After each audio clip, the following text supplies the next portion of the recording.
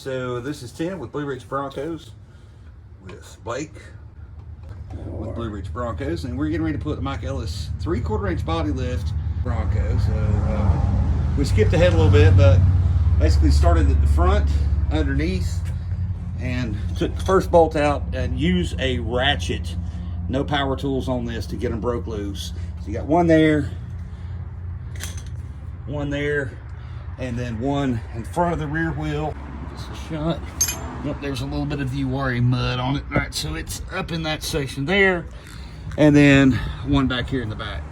So after loosening all the bolts and taking them out, we put a good old Harbor Freight floor jack right on our side steps, and we've raised it up. Now we're going to insert the pucks, and we'll be back a little bit later. Would you just look at this? Yeah, we've got the jack, picked the vehicle up enough, and like just very easily slid the 3/4 inch puck into place. We will repeat that 3 more times on this side, and then start the bolts before we put it back on the ground. All right, we're gonna add some blue Loctite to all the body bolts before we put them back in, just to make sure everything's snugged up. That, and we're using the blue because we might need to go bigger later when we go to 42s. Yeah. We've got the body lift installed on the passenger side. We do not have everything torqued down yet, and it's going to be very wonky, if you will, but you can already see we got just a slight 3/4 inch gap here, maybe a little bit more, before we get the other side picked up and leveled. We have not torqued the bolts down, but once we get the entire body lift in place, we will go back with the torque wrench and hit every bolt and torque it back down to manufacturer specifications. All right, install is complete. 3/4 inch gap. Get some of that Uwari mud out of it eventually. But post install measurement, exactly 3/4 of an inch lift, and pretty simple install.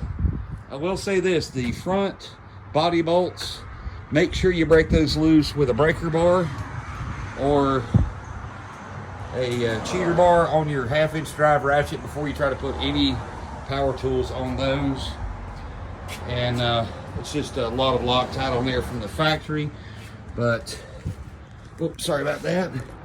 As you can see, it's in place right at the very top there. And whole install with a couple little issues is about an hour, but we're going to get on to the second body lift on a 21 Badlands, and we should knock this one out in almost half the time. Now we're working on a 21 Badlands, same lift. We'll see how this one goes. So as with most jobs that I work on, injuries happen, you know, but hey, when a little blood comes out, the job's gonna go by much quicker. All right, so we noted that the 21 Badlands does not seem to have as high of torque on all the bolts as the 22 Wildtrak.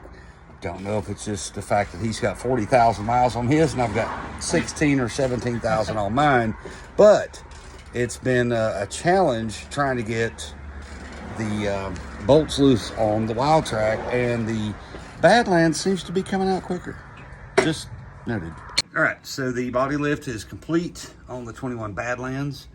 One note, if you buy a kit, make sure that the bolts come with washers. If you want to go to your local fastener supply place, they are M12 by 1.75 thread pitch by 150 millimeters long, grade 10.9, which is heat treated. Make sure you get the washers to match, because this particular kit didn't come with a washer and we had to go to the parts house and buy one. But anyway, overall about an hour install for both of these. So y'all stay tuned for some more videos, installs, and trail rides with Blue.ridge Broncos.